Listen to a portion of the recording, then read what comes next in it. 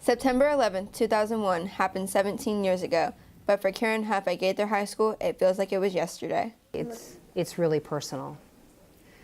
We were living in Washington, D.C., and my husband was assigned to the Pentagon.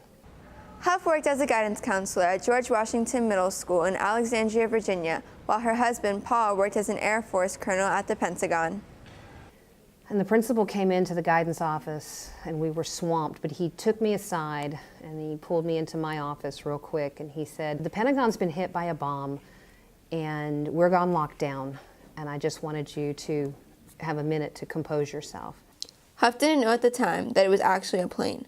All that she knew was that her husband was in the Pentagon building working that morning. I had a cell phone at the time. I grabbed my cell phone. I'm trying to call my husband.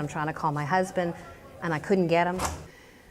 And the time just kept ticking and ticking and ticking. Hours later, Huff was able to make contact with her husband. He was safe. And I tell you, his voice has never sounded sweeter to me than it did that day. Most of the students walking high school halls today weren't born when 9/11 took place. History teacher Teresa Trumbach explains why hearing stories like Huff's is more important than before. If you don't know anything about it, you're not going to be able to prevent it.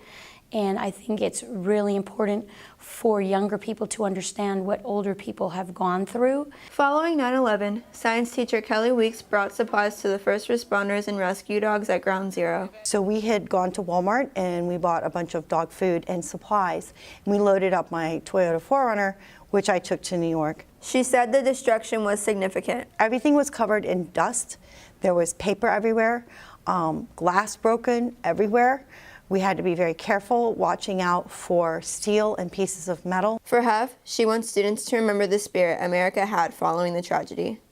The attitude of the military on that beautiful day was, all right, you struck us, but you didn't kill us. We're going back to work. This is America, and this is what we stand for. On scene at Gaither High School, I'm Gabriella Reyes, FSPA News.